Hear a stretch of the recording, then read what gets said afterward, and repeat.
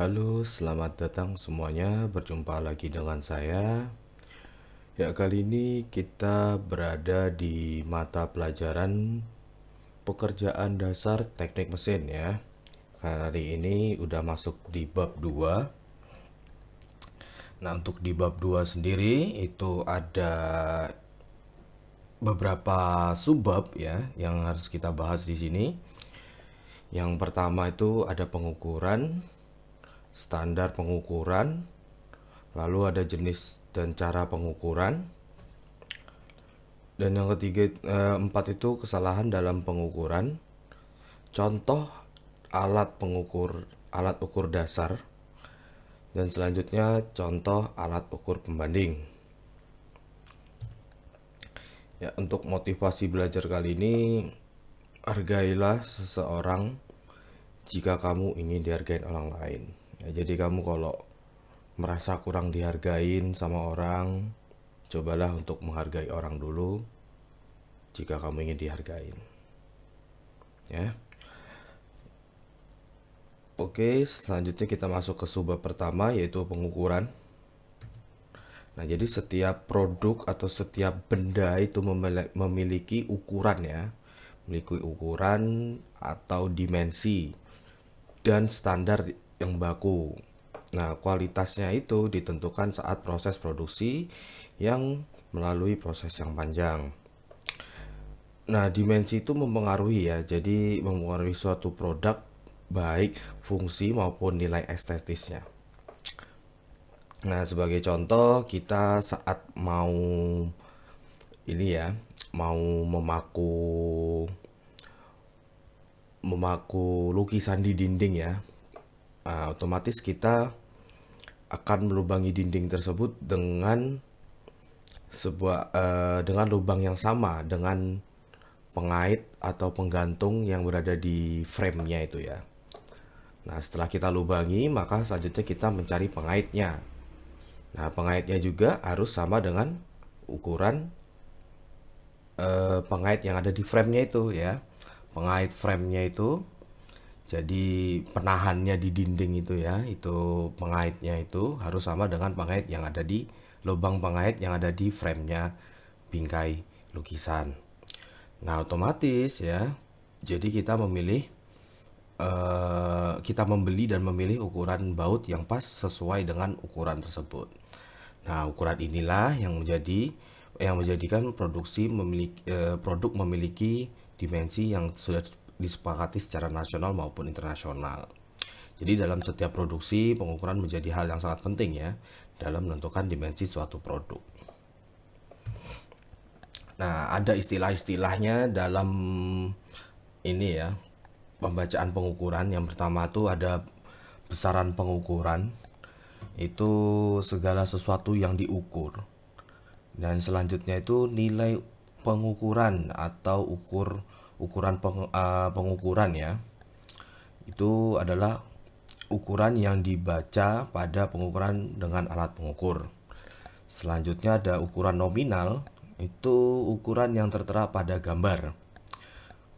Untuk yang keempat ada ukuran nyata, itu adalah ukuran benda kerja sebenarnya yang selesai dikerjakan, jadi benda jadinya. Selanjutnya ada yang nomor 5 toleransi ukuran ya, ialah penyimpangan atau offsetnya ya, offset ukuran yang masih diizinkan dari ukuran yang telah ditentukan. Jadi offsetnya itu atau penyimpangannya itu ada ketentuannya juga, jadi nggak boleh lebih dari sekian. Nah, itu sudah ditentukan sama secara internasional. Jadi semisal suatu benda itu ukurannya memiliki ukuran 5 mili. Nah, offsetnya itu hanya diperbolehkan 0,05 mili. Nah, itu 0,05 mili itu adalah offsetnya. Dan seterusnya. Nah, sekarang kita masuk ke yang kedua, yaitu standar pengukuran. Nah, jadi standar pengukuran itu dikelompokkan menjadi beberapa ya. Jadi ada standar internasional, itu yang sudah disepakati secara internasional. Selanjutnya ada standar primer. Nah, itu standar primer itu standar turunan dari standar internasional yang dipakai di suatu negara. Selanjutnya ada standar sekunder dan standar kerja. Nah, selanjutnya ini tabel dari standar internasional ya. Jadi dibuat tabel. Jadi situ ada besaran dasar. Jadi besaran dasar itu panjang, kalau kalau untuk ukuran panjang itu satuan internasional itu meter. Simbolnya M ya. Nah, dan selanjutnya ada massa ya. Massa atau berat itu satuan dasarnya itu kilogram. Simbolnya itu kg dan seterusnya, itu bisa dibaca di situ ya. Jadi ada eh sekitar 1 2 3 4 5 6 7 ya, 7 besaran standar standar internasional ditambah ini. Nah, ini standar internasional yang nggak perlu nggak perlu ditulis ya. Ini jarang juga dipakai ini. Jadi untuk satuan tambahan ya. Ini satuan tambahannya aja. Jadi ada sudut bidang. Kalau sudut bidang tuh radial, satuannya tuh rad. Nah, untuk sudut ruang itu satuan dasarnya tuh steradial atau steradian ya. Simbolnya tuh SR. Nah, cara ngitungnya untuk radian ya, itu 1 derajat radian adalah sama dengan pi per 180 derajat rad. Nah, berarti biasanya pi-nya ini berapa, nanti dibagi per 180 derajat. Nah, ini tadi yang Bapak sudah jelaskan ya. Jadi ada standar internasional, standar primer, standar sekunder, sama standar kerja. Nah, jadi untuk standar sekunder sendiri itu standar ya merupakan turunan dari standar primer ya, yang disimpan atau dipelihara di berbagai industri alat ukur atau di laboratorium kalibrasi. Nah, standar sekunder digunakan untuk kalibrasi alat standar di bawahnya. Sedangkan untuk standar kerja itu adalah standar yang dikalibrasi dengan standar lain dengan digunakan secara berkelanjutan atau kontinu ya, untuk mengkalibrasi dan mengecek alat ukur atau material yang diukur. Nah, standar kerja ini ya sering juga disebut sebagai kalibrator ya, karena digunakan untuk memeriksa dan mengkalibrasi instrumen-instrumen laboratorium yang pada umumnya. Nah, selanjutnya kita masuk ke jenis dan cara pengukuran. Jadi dalam standar internasional tuh seperti Bapak tadi bilang terdapat ada 7 ya, ada 7 besaran dasar. Jadi yang panjang, massa, waktu, arus listrik, temperatur dan sebagainya.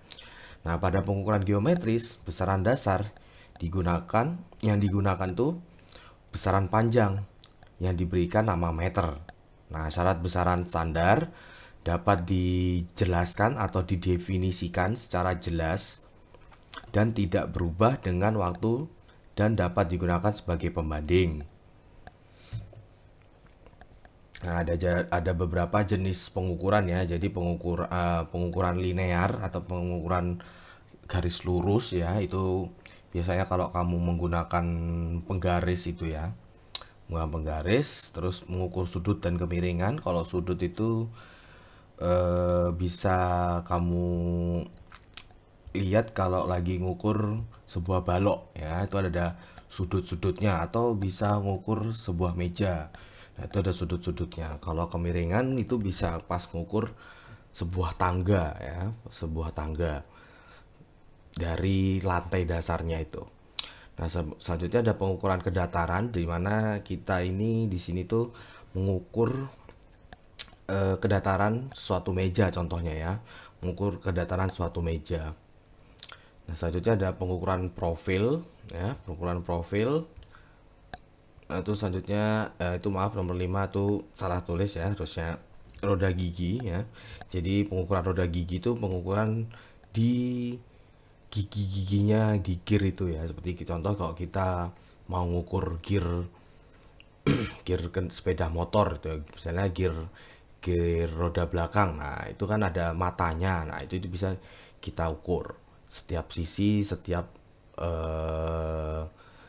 yang masuk, sisi yang masuk ke dalam, terus sisi yang menjorok keluar, itu juga bisa dihitung. Nah, penyetelan posisi ini biasanya kalibrasi ya. Jadi kalibrasi penyetelan posisi suatu alat ukur. Selanjutnya ada pengukuran kekasaran permukaan. Jadi di mana kita mengukur misalnya meja ya. Meja ini kasar apa halus. Nah, itu ada alatnya sendiri itu. Nah, untuk macam-macam alat ukur sendiri ya. Jadi ada alat ukur langsung. Jadi di mana alat ukurnya ini pembacanya hasilnya bisa langsung dibaca di situ ya. Yang selanjutnya ada alat ukur pembanding, di mana alat ukur pembanding ini membandingkan alat ukur yang sebelumnya dibaca. Contoh sebuah penggaris membandingkan jangka bengkok itu ya. Jadi kan jangka bengkok itu kan untuk jangka bengkok yang nggak ada jangka bengkok itu kan nggak ada pembacanya ya, nggak ada ukuran berapa, cuman dia bisa menjepit suatu benda dan nanti dikunci. Nah, itu nanti hasil kunciannya itu dipakai diukur menggunakan penggaris, jadi ditempel seperti itu. Nah, selanjutnya ada alat ukur standar ya, jadi alat ukur yang biasa digunakan. Selanjutnya ada alat ukur batas atau kaliper. Nah, baru ada kita masuk di menurut prinsip kerjanya. Jadi alat ukur itu ada prinsip kerjanya, ada berapa jenis ya. Jadi beberapa jenis alat kerja itu ada prinsipnya masing-masing. Jadi ada yang berjenis prinsip kerja mekanis, optis, atau lanjutnya ada elektris hidrolis, selanjutnya ada pneumatis. Nah, kesalahan-kesalahan yang sering terjadi dalam pengukuran tuh ada 5 ya. Jadi ini biasanya sering terjadi saat kita melakukan pengukuran. Nah, untuk syaratnya sendiri, syarat melakukan pengukuran itu adalah ada benda ukurnya. Jadi ada benda yang mau diukur. Selanjutnya ada alat ukurnya. Dan yang terakhir orang. Nah, orang yang mau ukur itu. Nah, dalam proses pengukuran itu sering banget terjadi kesalahan yang menyebabkan hasilnya itu tidak akurat atau meleset ya, pembacaannya meleset. Nah, penyebabnya itu biasanya karena alat ukur. Nah, kalau alat ukurnya kurang presisi atau alat ukurnya sudah usang, udah waktunya ganti. Nah, itu juga bisa. Satunya ada benda ukur. Nah, benda ukur ini biasanya benda ukurnya tidak simetris. Nah, jadi tidak simetris antara yang bagian atas, bagian sisi atas dengan sisi bawah, atau sisi samping dengan sisi samping kanan, sisi samping kiri, atau bagian diameter. Bisa aja diameternya itu nggak rata. Jadi kan ada yang bentuknya lonjong gitu ya, bukan bulat gitu ya, bukan bundar. Nah, itu biasanya terjadi kesalahan di situ. Nah, selanjutnya ada posisi pengukuran. Nah, jadi posisi menaruh alat ukurnya itu juga berpengaruh ya. Jadi posisinya misalnya yang harusnya mengukur diameter dalam silinder malah ditaruh di diameter luar. Nah, itu nggak boleh. Selanjutnya lingkungan. Nah, lingkungan itu bisa juga menyebabkan kesalahan dalam pengukuran. Karena terlalu ribut, karena terlalu kurang rapi tempat kerjanya, terus buru-buru. Nah, itu juga bisa. Selanjutnya yang terakhir pengukurnya sendiri. Nah, pengukurnya itu siapa? Ya, orangnya itu. Biasanya terjadi kesalahan, bisa aja orangnya lupa saat mengukur ya. Jadi dibaca sekian tapi dia salah baca. Nah, itu juga bisa. Terus tidak tahu cara membaca. Nah, itu juga bisa menjadi kesalahan dalam pengukuran. Nah, ini contoh-contoh alat ukur ya. Jadi ada mikrometer, ada dial gauge, selanjutnya ada height gauge, selanjutnya ada jangka sorong. Nah, untuk dial gauge sama height gauge itu dasarnya tetap menggunakan gauge ya, atau gauge ya. Gauge itu yang mana, Pak? Ini ya, kelihatan di kursor ya, yang bagian bundar ini ya. Nah, ini gauge-nya ini. Di sini pembacanya. Nah, untuk yang zaman sekarang sudah menggunakan gauge yang berbentuk digital seperti yang dilihat di gambar height gauge ini ya. Nah, contoh alat ukur dasar yang akan kita bahas itu yang paling penting dalam teknik mesin itu ya. Yang untuk pengukuran dasar itu ada jangka sorong ya. Jadi jangka sorong ini adalah sebuah alat ukur atau alat ukur dasar atau juga bisa disebut alat ukur presisi yang digunakan untuk mengukur diameter dalam, diameter luar dan juga kedalaman sebuah silinder. Nah, untuk jangka sorong sendiri itu ada beberapa jenis ya. Nah, yang untuk digambar itu yang berjenis manual. Jadi kita ngitung-ngitung sendiri itu ya. Nah, terus ada yang berbentuk digital. Nah, jadi di bagian sini ya kelihatan itu yang ditunjuk sama kursor tuh ya. Nah, di bagian tengah skala Nonius ini itu digantikan dengan suatu layar ya. Layar yang di dalamnya itu udah ada sensor pembaca dari ketelitian hasil dari jangka sorong ini itu yang analog, sedangkan yang digital, sedangkan yang analog itu dia berbentuk jarum di sini ya. Jadi dia menggunakan jarum seperti dial gig itu untuk menunjukkan berapa hasilnya. Nah, untuk yang kita pelajari ya, jadi untuk yang kita pelajari dasar itu kita menggunakan manual. Nanti kita akan coba di sekolah ya secara langsung cara menggunakan jangka sorong ini ya. Nah, selanjutnya ini adalah bagian-bagian jangka sorong ya. Nah, bisa dilihat situ ya. Jadi rahang atas itu ya, rahang dalam atau rahang atas yang dari sini bagian sini itu berfungsi untuk mengukur diameter dalam. Nah, sedangkan yang sini, yang bagian rahang luar atau rahang bawah itu digunakan untuk mengukur diameter luar. Nah, untuk yang pentol kecil ini ya, pentol kecil ini itu adalah penguncinya ya.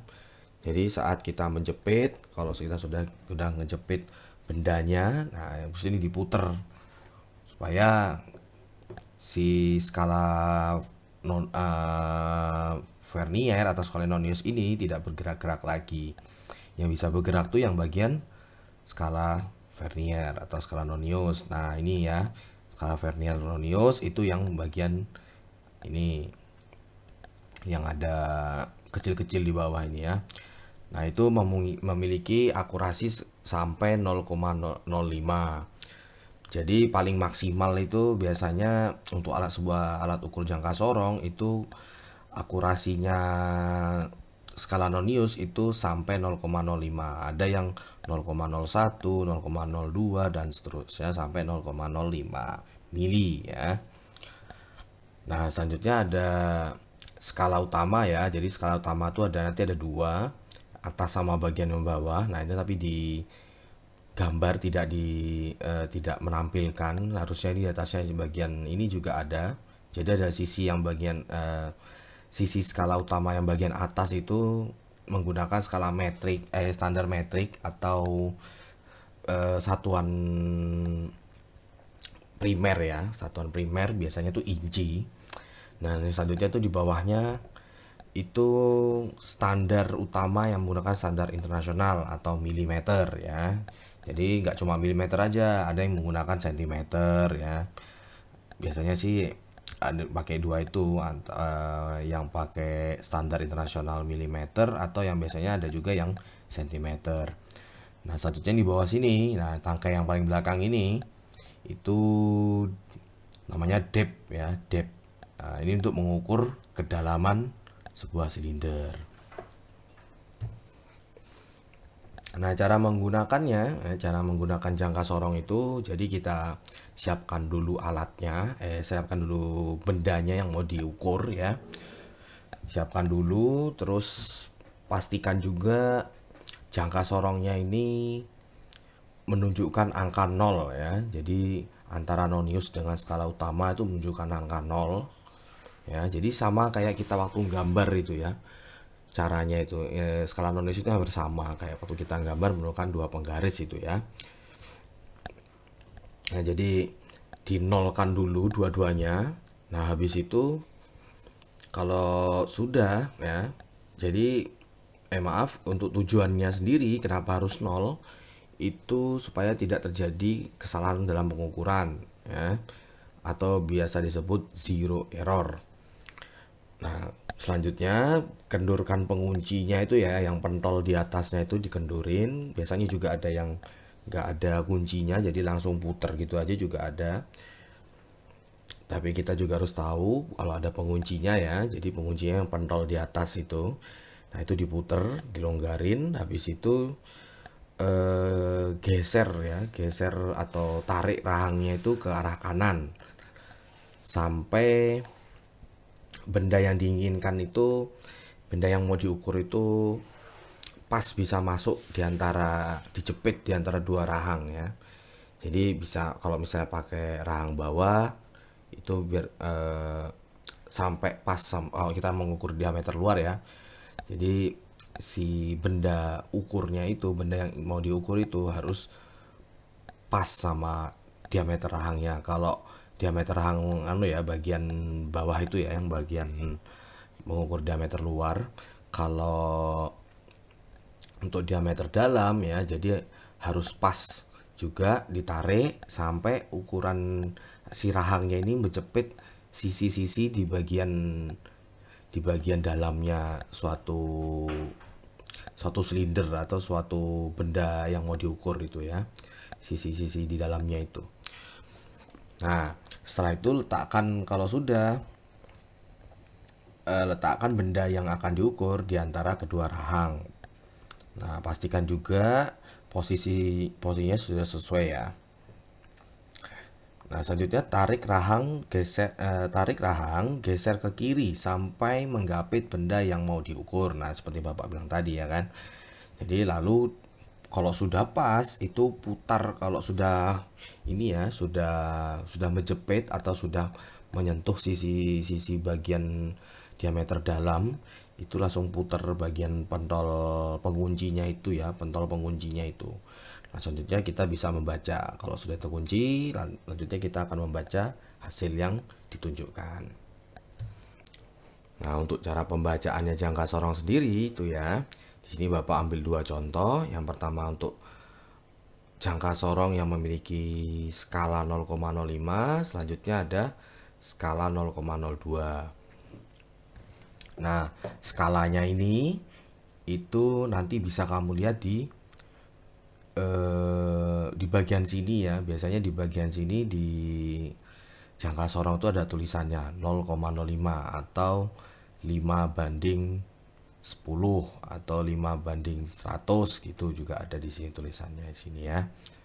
Di sini ada tulisannya di sini nanti.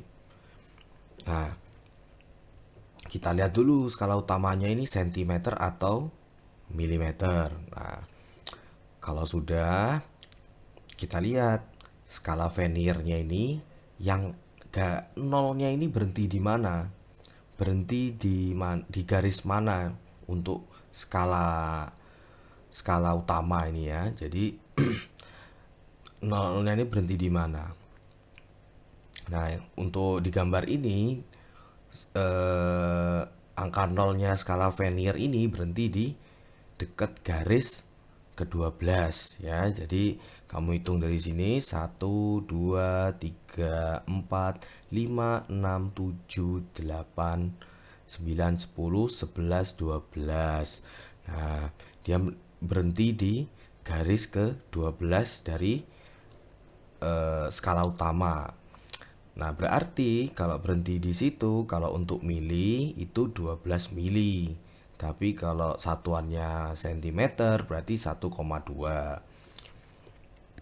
Nah, skala 0,05 ini ya,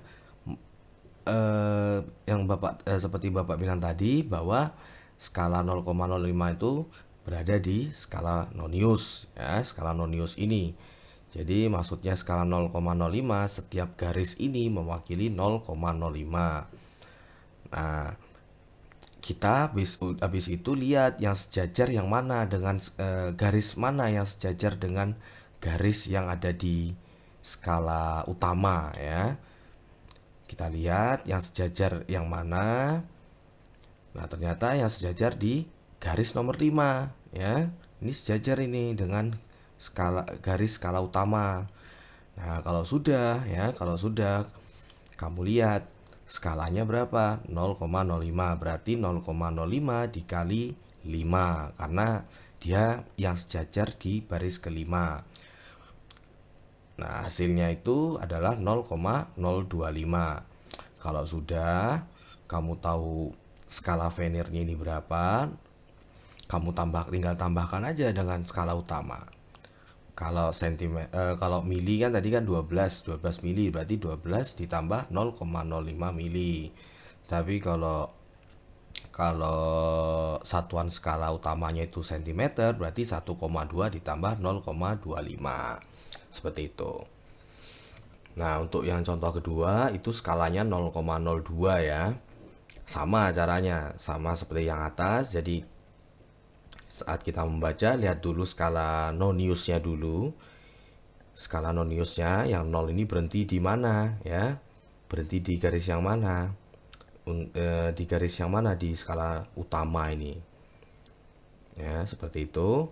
Nanti kalau sudah kamu lihat garis mana yang sejajar dengan garisnya skala utama. Skala nonius ini ya, garisnya yang mana yang sejajar dengan garis skala utama. Nah, kalau sudah tinggal kamu lihat skalanya berapa? 0,02. Ini dia di baris 1 2 3 4 5 6 7 8 9 10. 1 2 3 4 5 6 7 8 9 10. 1 2 3 4 5 6 7 8 9 10. 1 2 3 4 5 6 7 8. Nah, berarti di baris ke-38 ya. Baris ke-38 ini yang cocok, yang segaris dengan skala utamanya ini ya, yang sejajar. Nah, kalau sudah tahu baris keberapa, tinggal kamu kalikan 0 skalanya ya. Kamu kalikan skalanya. Skalanya 0,02, berarti 38 dikali 0,02. Berarti berapa? 38 dikali 0,02 itu hasilnya 0,78 ya. Nah, terus untuk yang skala utamanya itu hasilnya adalah 3 mili ya. Ini 3 mili. Masuk tetap 3 mili.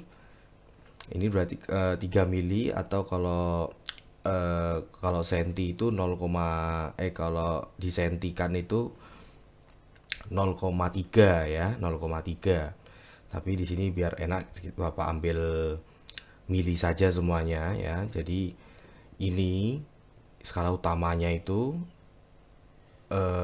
ini berhenti di angka 3 mili ya, 3 mili dari ini. Skala utamanya ini berhenti di 3 mili. Nah, tinggal ditambahkan saja yang hasil skala Vernier tadi berapa? 0,076. Berarti 3 mili ditambah 0,76 hasilnya 376. Seperti itu. Jadi intinya kalau mau membaca skala nonius itu, jangka sorong itu ya, lihat dulu angka 0 di skala nonius itu berhenti di mana untuk di skala utama. Habis itu kalau sudah tahu berhentinya di mana, habis itu kita baca yang skala noniusnya, yang sejajar yang mana, yang sejajar dengan garis skala utama itu yang mana. Nah, kalau sudah ketemu baru dikalikan dengan skala yang tertera. Nah, biasanya itu sering terjadi juga ada yang nggak sejajar. Nah, kalau nggak ada yang sejajar, kamu pilih aja cari yang terdekat dari garis skala utamanya ya, yang paling dekat itu yang mana. Nah, itu berarti kamu pilih. Nah, selanjutnya ada mikrometer ya. Jadi ada mikrometer. Jadi mikrometer ini adalah alat ukur dasar juga, atau alat ukur presisi yang digunakan untuk mengukur diameter luar, ketebalan dan panjang benda-benda berukuran kecil. Nah, jenisnya hampir sama dengan yang jangka sorong ya. Jadi dia cuma ada dua, yang digital dengan yang manual. Nah, ini alat ukur ini ya, itu lebih teliti ketimbang dari jangka sorong ya, lebih teliti. Ini lebih alat mikrometer mikrometer ini lebih teliti dibanding jangka sorong. Tapi jangka sorong ini biasanya digunakan untuk mengukur ketebalan sih ya. Kalau di teknik itu ya, untuk mengukur ketebalan. Nah, ini bagian-bagiannya. Jadi ini Bapak jadikan satu saja. Jadi untuk anvil dan spindle itu jadi satu, yaitu sensornya. Nah, sensornya itu untuk sama seperti jangka sorong untuk menjepit atau menggapit benda yang mau diukur. Nah, selanjutnya ada lock nut atau penguncinya ya, kayak tadi juga sama. Baru ada frame, ini framenya, frame dari alatnya itu ya. Selanjutnya sleeve ya. Sleeve ini ada pembacanya, jadi ada sama juga kayak jangka sorong, ada skala nonius, ada skala utama sama skala nonius juga. Selanjutnya ada timbel. Timbel ini bagian yang diputer ya. Kalau diputer secara jauh, secara cepat ya, misalnya kamu muternya terlalu jauh, mau cepet-cepet menempel dengan benda kerjanya, nah itu menggunakan timbel. Nah, nanti kalau sudah menempel ya, untuk lebih akuratnya lagi itu yang diputar adalah ratchet ya, ratchet atau bagian yang belakangnya itu nanti diputar pelan-pelan, supaya lebih teliti lagi hasilnya. Nah, untuk cara penggunaannya hampir sama dengan jangka sorong ya. Jadi siapkan dulu alat yang mau diukur ya. Nah, kalau alat ini tuh perlu dilakukan kalibrasi. Nah, nanti kita belajar kalibrasinya gimana, itu kita belajar langsung ya. Waktu kita tatap muka di bengkel ya, secara rolling. Nanti kita belajar cara kalibrasinya. Nah, setelah itu bagian timbel diputar hingga objek terjepit oleh poros tetap dan poros geser. Nah, poros tetap itu yang ini ya, bagian atas ini, yang bawah ini poros geser, atau keduanya ini bisa dibilang sensor. Nah, untuk bagian raket atau ratchet ya, dapat diputar untuk menghasilkan perhitungan yang lebih presisi. Nah, kita di Bapak bilang, jadi diputar secara perlahan itu supaya mendapatkan hasil yang lebih teliti lagi.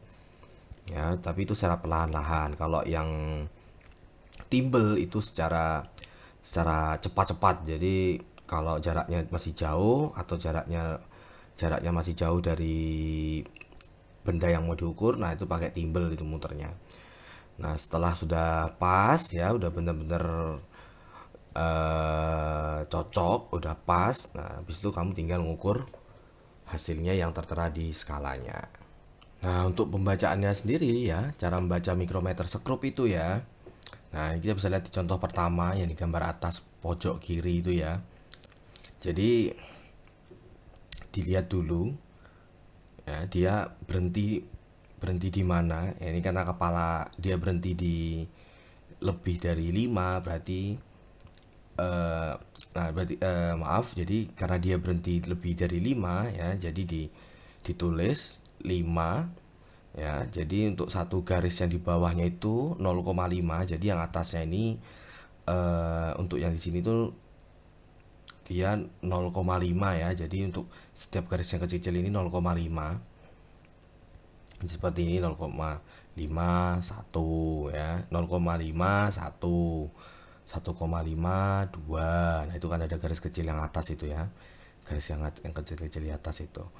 Nah, untuk yang di bawah ini dia ukurannya 0,05 bacanya ya. Setiap garisnya ini 0,05.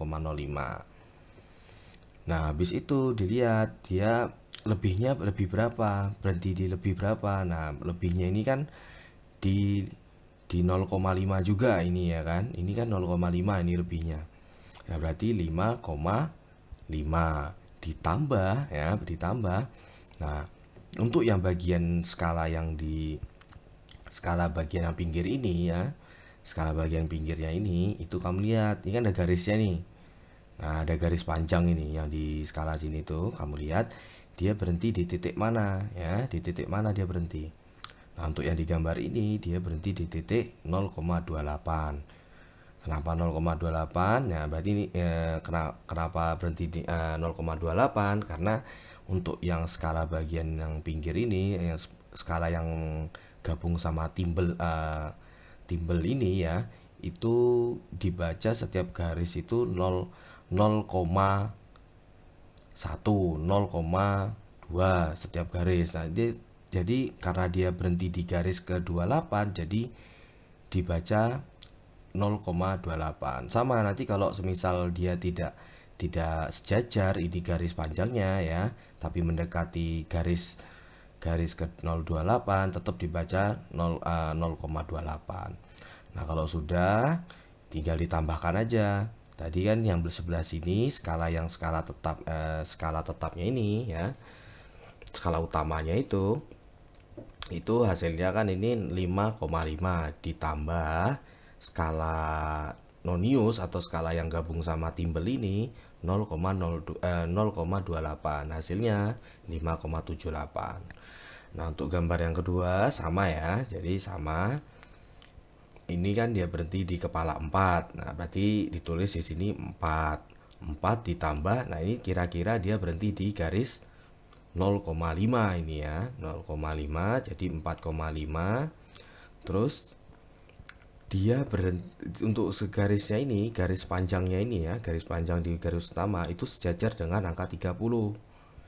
Nah, berarti hasilnya itu 4,53 atau 4,30 mm. Nah, ini satuannya milimeter ya. Jadi untuk mikrometer sekrup ini satuannya milimeter semua ya. Milimeter semua. Nah, untuk contoh alat ukur pembanding itu ada banyak ya, bisa lihat situ. Jadi yang pertama ada alat ukur mistar ya, nggak usah dijelaskan mistar itu apa, kamu sudah sering pakai buat menggambar. Nah, selanjutnya ada cara makainya sudah tahu juga ya, garis mistar itu gimana. Nah, selanjutnya ada garis penyiku. Nah, ini untuk yang seperti tadi mengukur siku-siku, sudut siku-siku ya.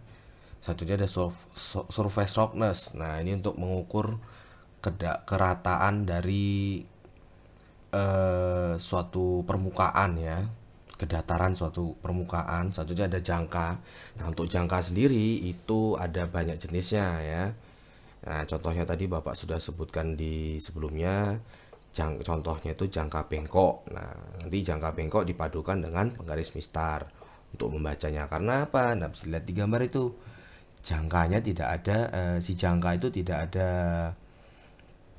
pembacanya ya, tidak ada pembacanya. Cara menggunakannya ya ini, itu ada bautnya itu ya, baut panjang ini nanti diputer terus dijepit di bagian yang mau diukur. Nah, kalau sudah nanti dilepas terus diukur menggunakan penggaris mistar. Nah, selanjutnya ada bevel protractor dan screw pitch gauge. Nah, screw pitch ini ya, screw pitch gauge ini biasanya digunakan untuk menghitung ulir ya, menghitung ukuran ulir. Nah, biasanya nanti di matanya ini ada kode-kodenya. Nanti kamu bisa lihat kode-kodenya di internet atau informasi di tempat lain atau di buku-buku yang sudah kamu punya. Nah, mungkin itu aja mungkin dari Bapak. Nah, kurang lebihnya Bapak mohon maaf. Nanti kalau ada yang mau ditanyakan silahkan bertanya langsung dengan saya lewat WA atau langsung komen di videonya ini ya. Oke, mungkin sekian itu saja dari Bapak. Kurang lebihnya mohon maaf. Wassalamualaikum warahmatullahi wabarakatuh.